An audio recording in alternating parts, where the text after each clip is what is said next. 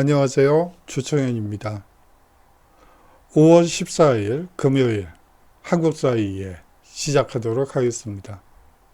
오늘은요, 이 역사와 친해지는 법이라는 주제를 가지고 한번 특강을 마련해 봤습니다. 사실 대면 수업이었다면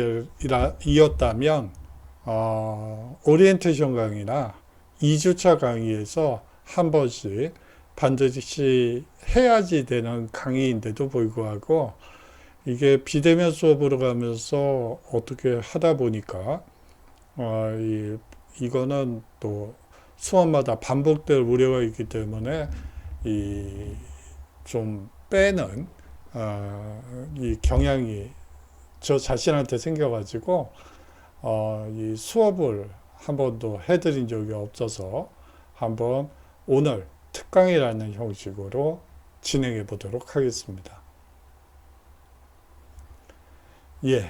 먼저 땅을 알아야 역사가 보입니다. 여기서 말하는 땅은요, 우리가 가지고 있는 개인 소유로서의 땅이라는 개념보다는 우리가 삶을 영위하는 공간으로서의 땅이라고 보시면 됩니다.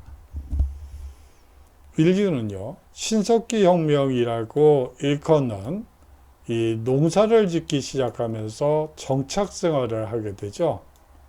이때부터 땅의 중요성이 부각되게 됩니다. 서로 땅을 차지하려는 개인들 간의 경쟁을 통해서 이 사유재산과 계급이 발생하게 되죠.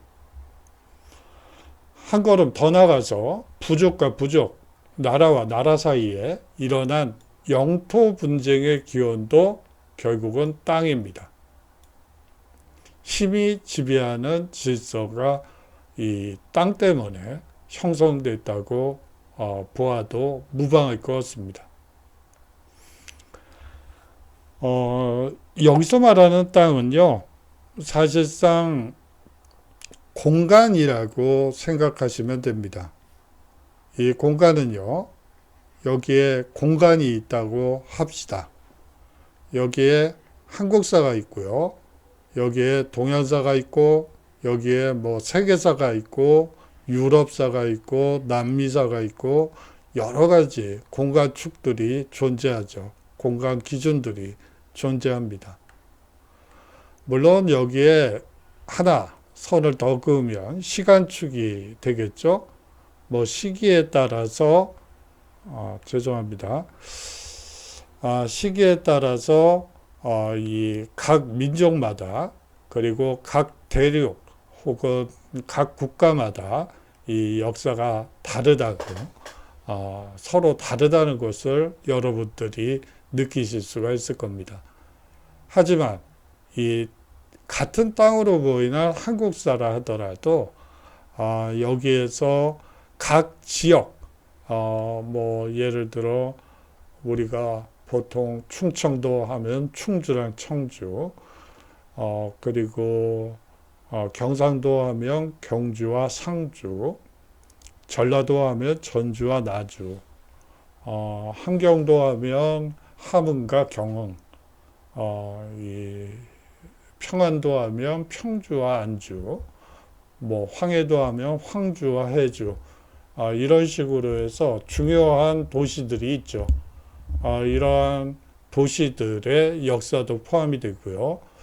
이 공간 안에는 무수히 많은 이 것들이 있습니다. 한 집안도 김씨 집안, 최씨 집안, 조씨 집안 할 때 그 집안도 하나의 공간으로서 얼마든지 연구의 대상이 됩니다. 그뿐만이 아니죠. 사실은 이 개인도 하나의 공간으로서 이 연구의 대상이 됩니다. 우리가 보통 이 전기를 얘기를 하죠. 위인전, 전기류들. 그것도 사실상 공간으로서의 이 개념이라고 여러분들이 생각하시면 될 것 같아요.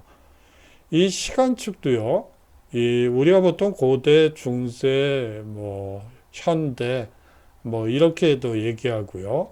우리식으로 하자면 고조선 시대, 이 남북국 시대, 삼국 시대, 제가 순서가 바뀌었네요. 삼국 시대, 남북국 시대, 고려 시대, 조선 시대, 이렇게 시대를 나누기도 합니다만,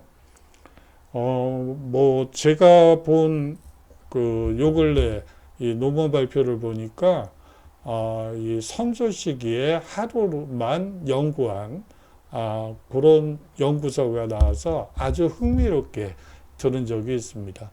하루라는 단위를 가지고도 얼마든지 역사 연구가 가능하죠.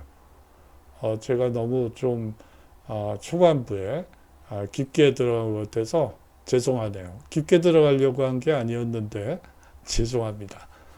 자, 이 현실과 맞닿은 역사에 대해서 살펴보도록 하겠습니다.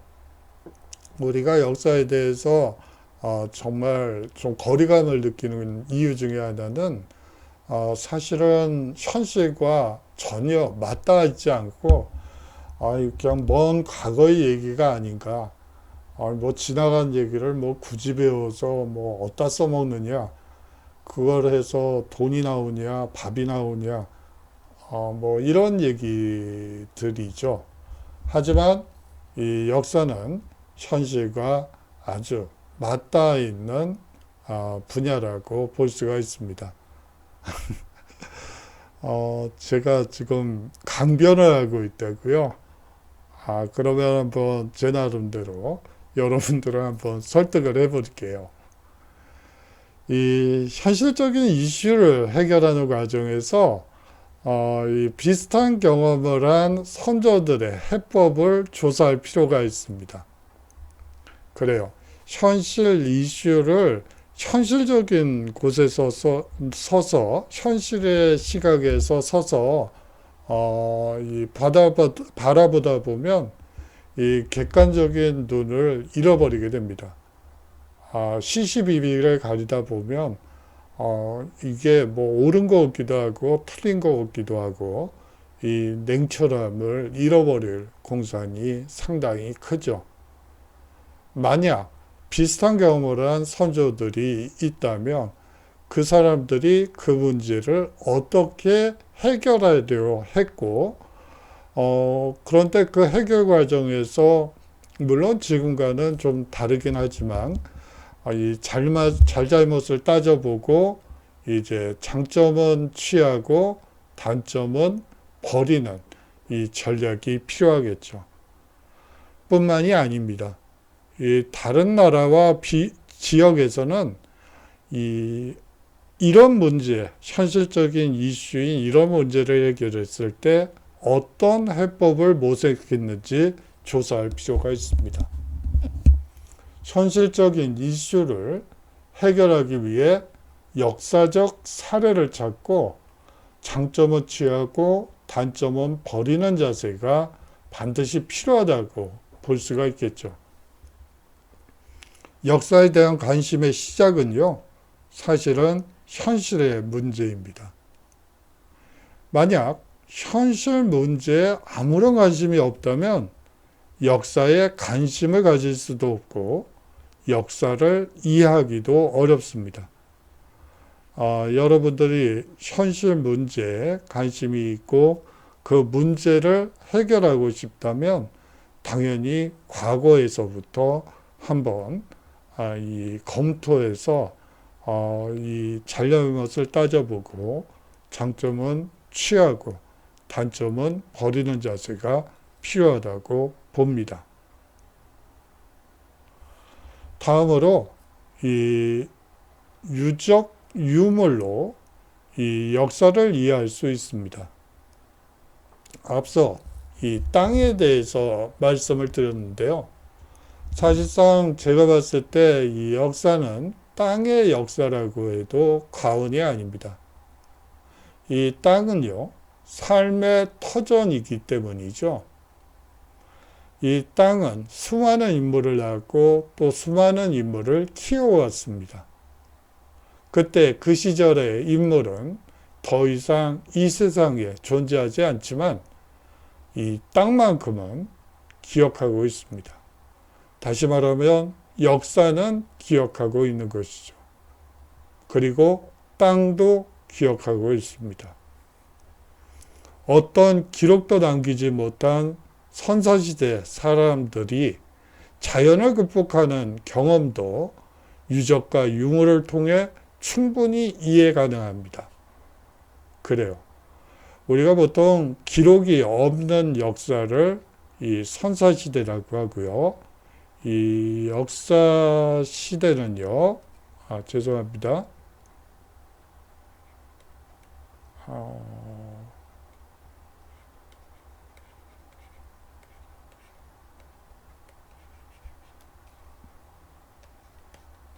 기록이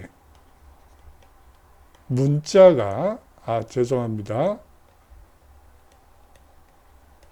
있는 시기를 역사시대라고 합니다.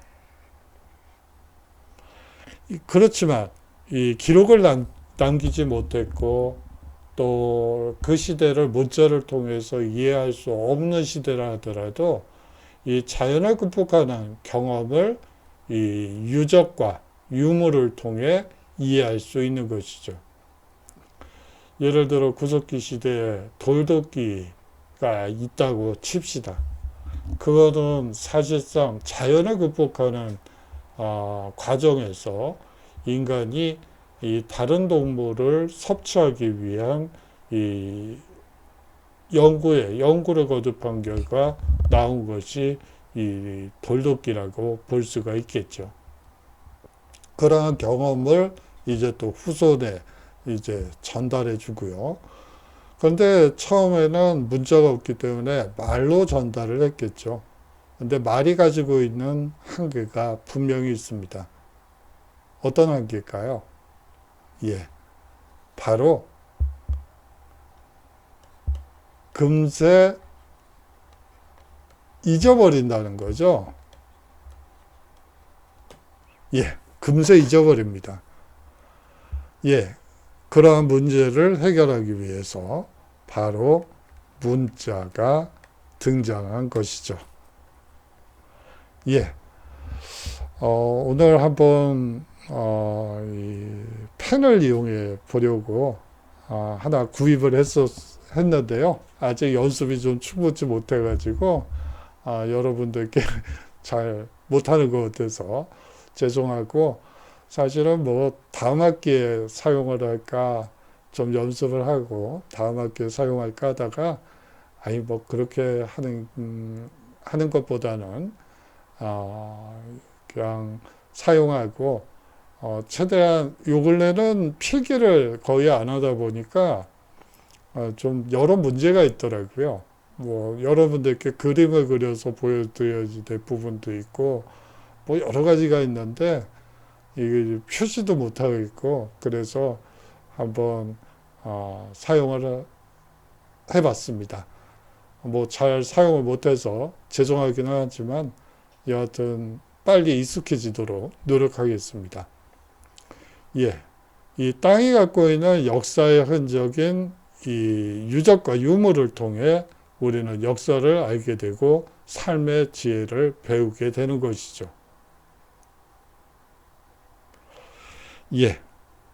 박물관은요, 다름을 배우는 곳입니다. 우리가 보통 인문학을 두고 문, 사, 철이라고 합니다. 이 문학과 철학은 사실은 공통점이 있어요. 사실상 사람이라면 당연히 모름지기 이래야만 한다라는 공통점을 가지고 있습니다. 거기에 비해서 이 역사라는 학문은요, 죄송합니다. 역사라는 학문은 차이를 두드러지게 만드는 것이죠. 만약에 어떠한 차이도 없다면 지역사라는 건 의미가 없죠.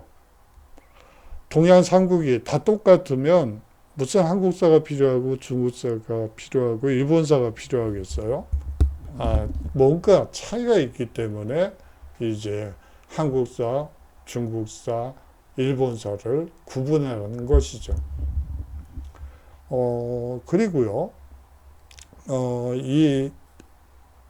그렇기 때문에 무엇보다도 역사는 이 차이를 강조할 수밖에 없습니다.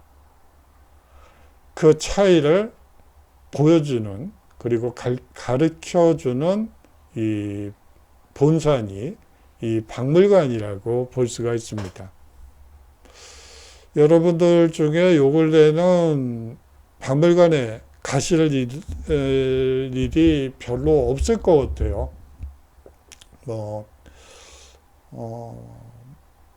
그 애들들 데리고 그 동물원에 가려고 해도 미리 예약을 하고 가야지 된다고 하는데, 거기는 그래도 야외니까 출입이 가능하겠지만 박물관은 실내라서 제가 확신을 할 수가 없네요. 하지만 이 박물관은 이 상당히 중요한, 공부를 하는 데 있어서 중요한 공간이라고 볼 수가 있습니다. 이 박물관에 가보시면요, 흥미로운 물건들이 눈에 많이 띌 겁니다.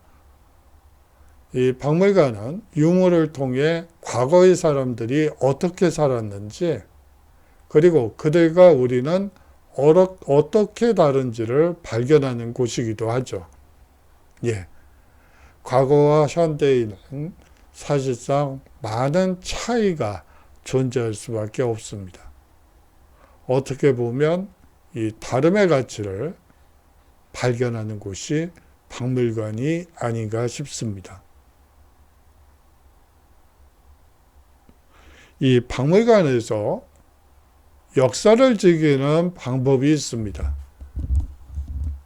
우리가 보통 박물관에 가면요, 유물을 먼저 보는 게 아니고 이 해설문을 보통 먼저 봅니다. 그런가 하면 친절한 해설가까지 등장해서 이 재미있게 해설을 하게 되면요, 이 모두가 약속이나 한 듯이 그 주변으로 모여들게 되죠. 이쯤 되면 유물에 집중하기보다는 이 해설사의 설명에 집중하는 모습을 보이게 됩니다. 유물에 대한 이해를, 물론 이 해설가의 설명을 들으면 유물에 대한 이 이해를 빠르게 파악할 수 있지만 이 유물의 진정한 의미를 찾긴 어려워지죠. 사실상 이 해설사의 말에 끌려다니는 것은 사실상 주식 교육의 폐단이 그대로 이 박물관에 옮겨진 것과 같다고 생각합니다. 그렇다고 해서 이 유물 해설사들이 잘못됐다는 얘기는 아니에요. 그들의 설명이 필요하죠. 그렇지만 여러분들이 먼저 그 유물을 관찰하고 그것에 대해서 생각해 볼 수 있는 시간을 이 해설가들이 좀 주셨으면 하는 바람에서 이렇게 말씀을 드리는 거예요. 여러분들도 이 해설가들의 설명을 들으면 사실상 그 시대의 그 유물에 대한 보다 더 깊은 그리고 여러분들이 몰랐던 여러 가지 새로운 사실들을 알게 되죠. 하지만 여하튼 그러한 것을 듣기 전에 사실상 먼저 여러분들이 이 유물을 관찰하고 저 물건이 어디에 쓰는 물건인가를 먼저 생각해 본 뒤에 이 해설가와 해설문을 듣고 보는 것이 훨씬 더 여러분들이 역사를 즐기는 방법이 아닐까 해서 말씀드리는 겁니다. 누구를 폄하하거나 그러기 위해서 이렇게 얘기하는 건 아니에요. 예.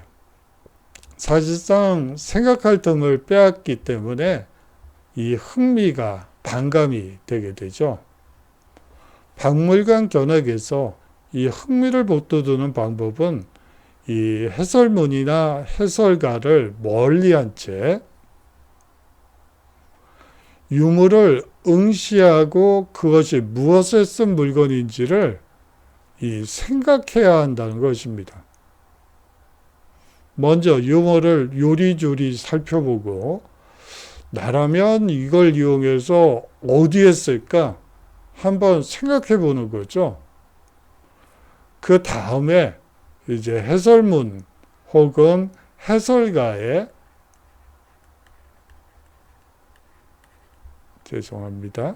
해설가의 설명을 들으면서 그 시대 사람들과 나의 생각의 차이를 깨닫게 된다면 그 유물에 대한 올바른 이제 인식이 트이게 되고 그것은 잊어버릴래야 잊어버릴 수 없는 내 것이 돼버립니다. 이렇게 유물과 대화를 통해 진정한 과거 사람들과 소통할 수 있게 되는 것이죠. 결과적으로 서로 다름을 이해하는 것이 이 박물관 학습의 핵심이라고, 이게 핵심이 아닌데요. 핵심이라고 보입니다. 이 박물관 체험의 중요성이 있습니다. 박물관에 시대별로 분류하여 전시된 유물을 통해 특정 시대의 상황을 알 수 있습니다. 대부분 시대별 분류를 택하게 되죠. 박물관은요. 국립중앙박물관에 가보셔도 이제 고대부터, 구석기 시대부터 이제 순서대로 청동기, 구석기, 신석기, 청동기, 철기, 이런 식으로 해서 시대별로 분류해서 전시를 하고 있습니다. 그렇기 때문에 한 시대에 분류된 전시관을 한 바퀴 돌고 나면 그 시대의 어떤 그 상황을 충분히 이해할 수 있고요. 그 시대의 문화 수준도 가늠할 수 있고요. 그들의 삶과 상고 방식을 이해하게 됩니다. 각 지역과 우리나라의 역사와 문화를 한눈에 살펴볼 수 있고 여기서 핵심은 한눈에죠. 이 박물관이라는 한 곳에 가서 각 지역과 우리나라 역사와 문화를 한눈에 살펴볼 수 있고요. 이 체험 공간을 통해 직접 체험을 해봄으로써 이 살아있는 역사 교육이 가능해집니다. 역사 공부를 할 때 가까운 박물관을 가봐야 합니다. 그런데 지금은 그럴 수가 없어서 사실은 제가 이 비대면 수업 때는 이 박물관을 반드시 한번 가서 이제 제가 미션을 하나 드려요. 그러면 그 미션을 찾거나 그러는 과제를 한 번씩 꼭 드리는데 지금은 그렇게 할 수가 없어서 그냥 화면만 보고 수업만 하고 있죠. 여러 가지 아쉬운 마음이 많이 듭니다. 어느 시대 전시관부터 살펴볼 것인가는 굳이 처음부터 볼 필요가 없어요. 이 관람객이 관심이 가는 전시관부터 직접 가서 보면 됩니다. 아무데나 들어가서 보셔도 사실은 별 상관이 없어요. 우리가 무슨 한국사 시험을 보러 보기 위해서 박물관을 가는 건 아니죠. 그 시대의 어떤 상황을 이해하는 이 발판으로서 박물관을 활용하는 것이기 때문에 굳이 처음부터 끝까지 이 모든 곳을 다 가볼 필요도 없고요. 며칠에 걸쳐서 나누어서 보시는 게 사실은 더 좋습니다.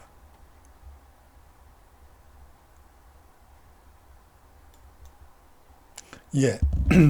길을 걸으며 좌표를 찾을 수 있습니다. 역사는 대부분 이 길 위에서 일어난 사건입니다.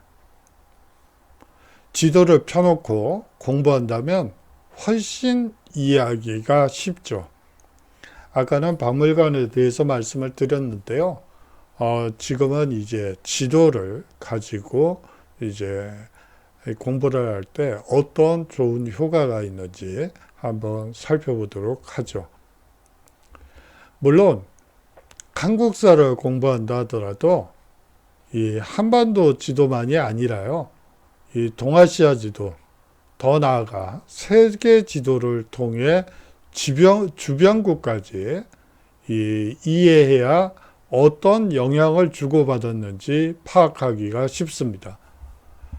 물론 이제 조선 초기까지의 역사 아니죠.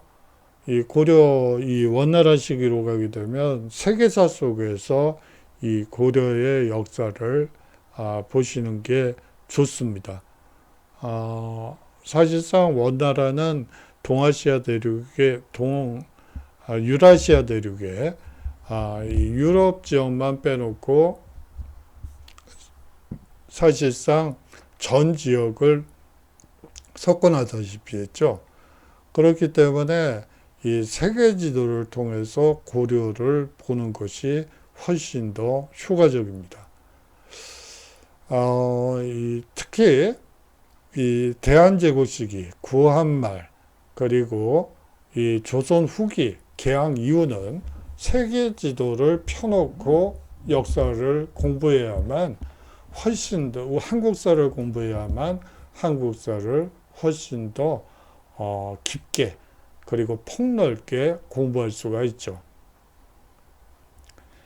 사람들이 지나간 자리에는요, 항상 그렇듯이 길이 생겨나고 그 길 위에는 과거부터 현재까지의 많은 사람들의 삶이 투영되어 있습니다. 길 위에는 스토리가 있고 역사가 숨겨져 있는 것이죠. 그 길을 안내해 주는 것이 바로 지도입니다. 길을 찾아갈 때 지도가 있으면 길을 잃어버리지 않게 해주고 이 목적지까지 제대로 가고 있는지 확인할 수 있습니다. 사실상 길을 걸으며 좌표를 찾을 수 있는 것이죠. 자, 이러한 과거로부터 현재까지의 길을 통해서 그리고 지도를 통해서 내가 위치한 곳에 이 좌표를 결정할 수가 있게 됩니다.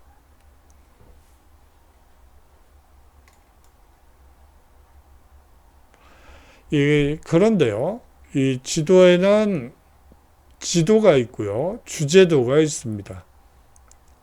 이 지도는 크게 나누어서 일반도와 주제도로 나눌 수 있죠. 역사 지도는 특정한 목적을 갖고 있는 주제도에 해당합니다.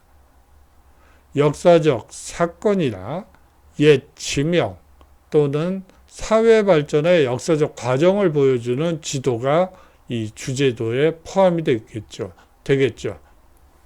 즉, 과거 특정 시점의 사건이나 상태를 보여주는 지도라고 볼 수가 있습니다. 이 주제도에는요, 경우에 따라서 이 집안의 가계도 그리고 연표도 포함이 된다고 볼 수가 있죠. 가계도와 연표. 예. 이 지도를 놓고 봐야 하는 이유 중에 하나는 시야를 넓히고 역사를 객관화할 수 있기 때문입니다.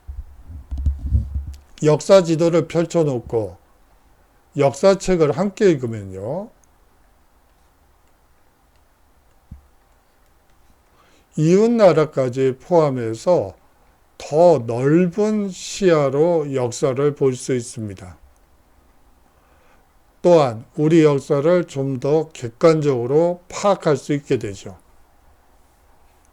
관심의 대상을 나에게서 상대방으로 넓혀갈 때 내가 더 잘 보이게 됩니다. 비교 대상이 있고 없고의 차이라고 볼 수가 있겠죠. 한 사건이 벌어졌을 때 이웃 국가들의 영향을 받은 것일 수도, 다른 나라에 영향을 미친 것일 수도, 아니면 전 세계가 동시에 같은 경험을 할 수도 있습니다. 예, 전 세계가 동시에 같은 경험을 한 경우가 있죠.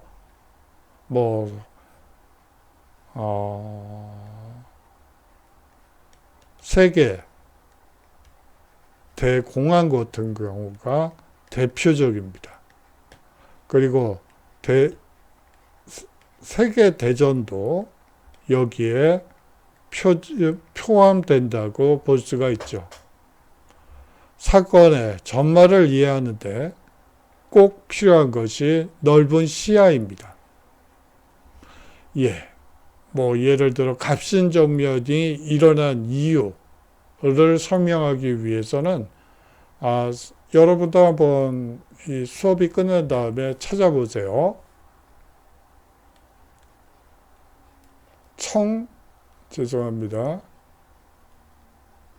청불전쟁을 이해해야 합니다. 사실상 청불전쟁을 이해하지 않고 갑신정변을 얘기를 하면 사실은 이건 말이 안 되는 소리예요. 한번 여러분들이 조사를 반드시 해주시기 바랍니다. 그래요. 그러면 이 청불전쟁을 이번 주 주차 과제로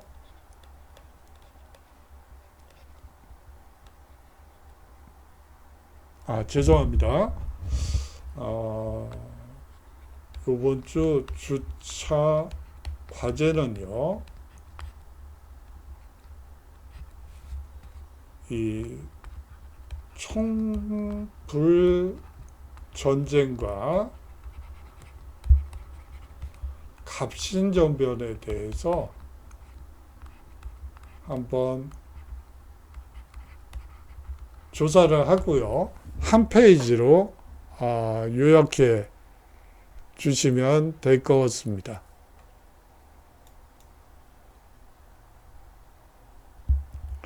이 지도는요, 또한 우리에게 현장감을 주기도 합니다. 과거의 특정 인물이 활동한 공간과 이동 경로 등 역사적 사건이 일어난 공간에 늘 이 종이 위에 시각적으로 표시하다 보면요, 여러분들이 이 뭐를 시대순으로 이 장소가 이동하는 곳에 이 지도를 펴놓고 그 사람이 이동한 경로를 한번 이 지도 위에 한번 표시를 해보면 아주 좋은 이 주제도가 됩니다. 예를 들어서 그렇게 된 경우에 직접 유적지 작사를 가는 것만큼이나 이 생생한 현장감을 느낄 수 있게 되죠. 때로는 장황한 성경보다 이 단 한 장의 역사 지도가 역사적 진실을 더 명확히 전해주는 경우도 있습니다. 역사 공부에 꼭 필요한 훌륭한 보조자료라고 볼 수가 있겠죠. 하지만 이 역사 지도도요, 여러분들이 좀 이 생각을 하시면서 보시는 게 좋습니다. 역사 지도가 역사적 사실을 언제나 공정하게 드러내주지는 않기 때문이죠. 역사 서술이 역사가의 사관에 따라 다르듯이 역사 지도도 제작자의 관점에 따라 달라지기 때문입니다. 역사 지도를 마주할 때는 그저 고개를 끄덕이고 넘어가서는 절대로 안 됩니다. 아, 그런 거구나 하고 휙 넘어가면 안 됩니다. 바로 정말 그런가? 라고 의문을 가져야 하는 것이죠. 모든 것에는 합리적 의심이 반드시 필요합니다. 이거는 뭐 역사 지도뿐만이 아니고 소위 말하는 역사책을 볼 때도 마찬가지예요. 어디까지나 그 역사가의 입장에서 그 역사를 쓴 것이죠. 역사라는 것은 앞서 얘기한 바대로 시간과 공간 축으로 이루어져 있고요. 어떤 역사가가 이 지역을 이 점을 찍습니다. 그리고 이 시기에 시간과 공간 축을 통해서 이 지역을 연구하는 것이죠. 이 지역과 시간을 연구하는 것이라고 볼 수가 있습니다. 누가요? 바로 역사가가요. 그리고 나서 이제 소위 말하는 책이나 논문이 나오게 되죠.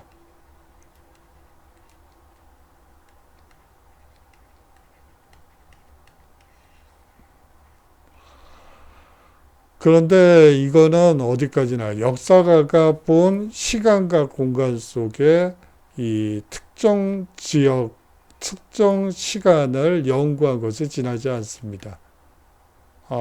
사실상 합리적 의심을 통해서 이 책과 논문을 여러분들이 보셔야지 되겠죠.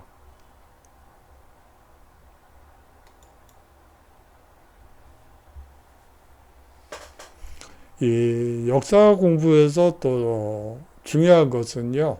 그리고 또 여러분들이 재밌게 역사 공부를 할 수 있는 방법은 유적지 답사가 될 것 같습니다.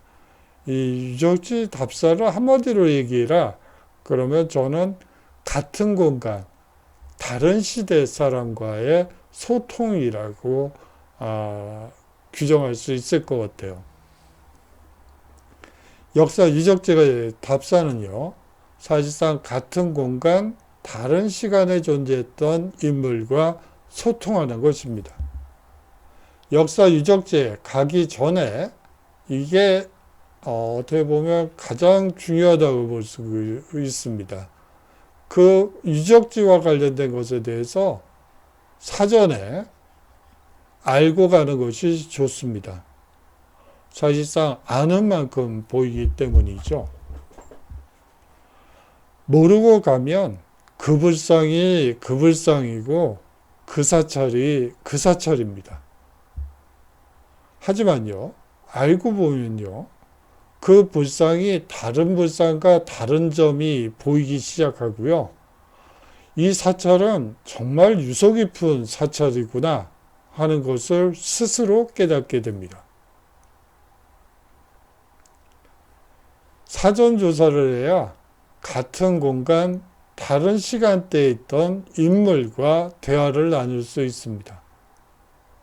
아울러서 책으로만 읽었던 역사 현장을 가봄으로써 생생한 현장감과 함께 기록만으로는 알 수 없었던 이 정황들을 파악할 수 있게 되고 합리적인 추론도 가능해지는 것이죠. 아주 중요한 부분이죠.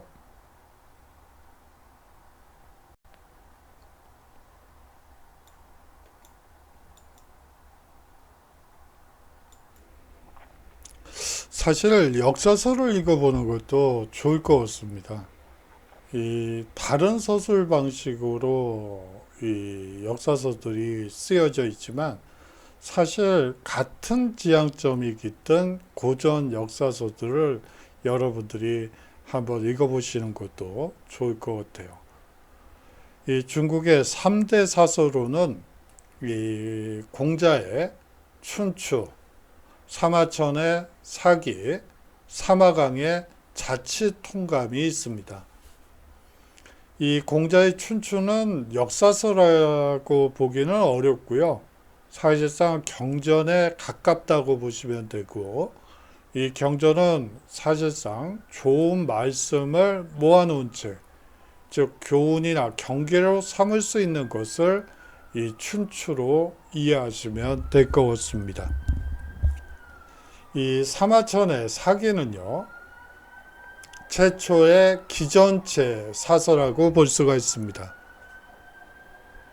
그 뒤에 등장하는 역사서는 사기의 편제를 그대로 따르는 경우가 많죠. 여기서 말하는 기전체라는 것은요, 이 제기와 열전으로 구성되어 있다는 뜻입니다. 제기는 황제의 기록이고요. 열전은 황제를 제외한 인물들의 정기를 모아놓은 곳입니다. 사실 제기도 대상만 다를 뿐 전기와 다를 바 없죠. 따라서 기전체 형식의 역사서는 한마디로 말하면 위인전이라고 보는 게 맞습니다. 우리나라의 대표적인 기전체 역사서는 김부식의 삼국사기가 있죠. 이 사마광의 자치통감은 최초의 편년체로 쓴 역사서입니다. 몇 년도에 무슨 일이 있었다. 몇 년도에 또 무슨 일이 있었다. 라고 이 연도에 따라서 중요한 일을 이제 적은 것이라고 보시면 됩니다. 자치통감은요, 이 북송시대에 편찬한 역사서로 후대 황제들에게는 이 제왕학의 근본으로 알려졌습니다. 제왕학이라는 게 뭐죠?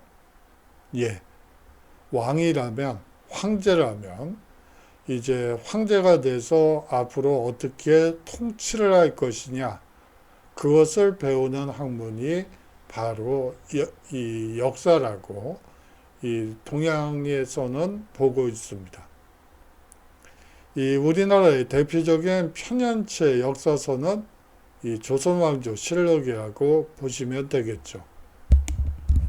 모든 역사서는 서술 방식은 달라도 역사적 인물이나 사건 등을 통해 읽는 이로 하여금 스스로 비슷한 상황에서 역사 경험적으로 어떻게 판단하고 해결하는 것이 유익한지를 깨닫게 해주는 지혜의 보고입니다.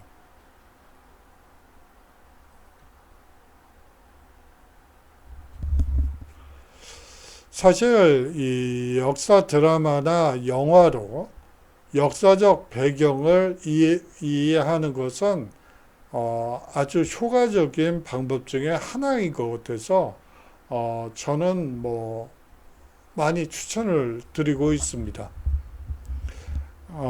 이 역사 드라마는요, 이 시대적 배경과 상황을 이해하는데 큰 도움을 주기 때문이죠. 하지만 역사적 사실을 기반으로 하고 있지만 극적 효과를 위해 가상의 스토리가 가미됐다는 점도 여러분들이 눈여겨보셔야지 되는 대목입니다. 이 영화 중에 이 명량이라는 영화가 있습니다. 거기에 거북선 이야기가 등장하죠.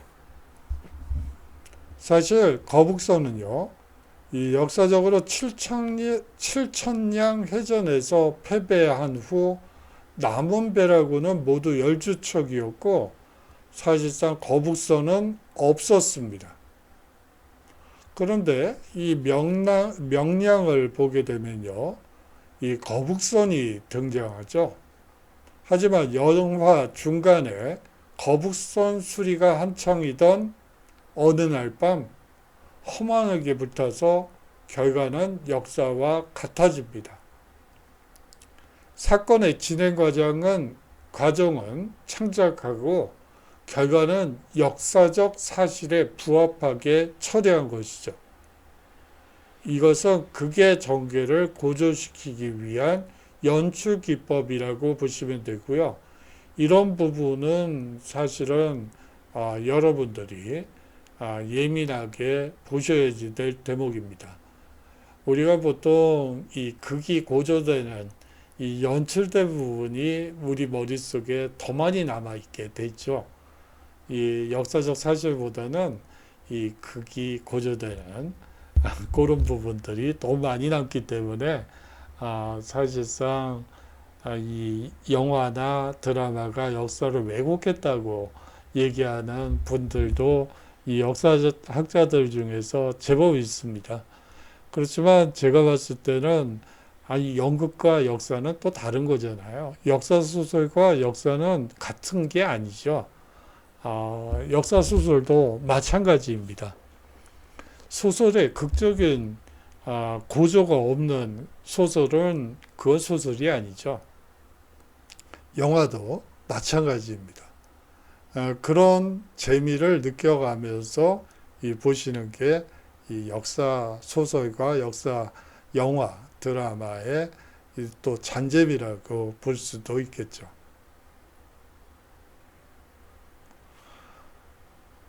사실 역사는 저는 개인적으로 보자기라고 생각합니다. 여러분들 보자기가 뭔지 아시나요? 옛날에 저희 할머니 같은 경우에 항상 보자기에다 뭘 싸셔가지고 이제 서울에 올라오시면 저희들한테 이 손주들한테 뭐 맛있는 거 사주시겠다 가지고 오셨던 기억이 나요. 항상 그 보자기에는 많은 추억과 그런 게 있죠. 그래서 저는 이 역사는 보자기라고 개인적으로 생각을 합니다. 왜냐하면요, 이 역사는 규격화된 상자가 아니라요, 이 보자기라고 생각하는데, 이 모든 것을 다 담을 수 있고요. 이 보자기에는 무엇을 담고 있는가에 따라 모양과 형태가 달라집니다. 뿐만 아니라 그 무게도 달라지게 되죠. 무엇을 집어넣느냐에 따라서 모양과 형태, 무게 모두가 변화됩니다. 보자기에 담는 내용에 따라 죄송합니다. 여러 다양한 형식과 내용의 역사가 존재하는 것이죠. 여기서 핵심은 다양한이에요. 죄송합니다. 다양한입니다. 그렇다면 우리 역사의 보자기에는 무엇을 담을 것일까요? 담을까요? 죄송합니다. 그 치사선택의 기준이 바로 역사관입니다. 무엇을 넣고 무엇을 뺄 것인지를 결정하는 이 생각 틀이 바로 역사관이라고 볼 수가 있습니다. 제가 수업 시작할 때는 호기롭게도 이 역사와 친해지는 법이라는 주제로 가지고 했는데요. 여러분들이 제 강의를 듣고 또 거리감을 느끼실까봐 좀 두려운 생각이 드네요. 여하튼 이 과거의 일이라고 생각하고 이 역사를 멀리 하실 것이 아니라 지금 현재에 벌어지고 있는 일이 무엇인지, 그리고 나의 관심사가 무엇인지, 그 과거 사람들은 그 문제를 어떻게 해결하려고 했는지, 그런 부분을 이해하는 것이 역사라고 여러분들이 생각해 주시면 보다 더 흥미롭게 역사를 바라보지 않을까 하는 기대가 드네요. 오늘 좀 새로운 시도를 해봤는데요. 여러분들이 어떻게 생각하실지 좀 궁금하긴 하네요. 장시간 동안 수업 들어주셔서 감사하고요. 다음 주에 보다 더 새로운 주제로 다시 인사드리도록 하겠습니다. 안녕히 계십시오.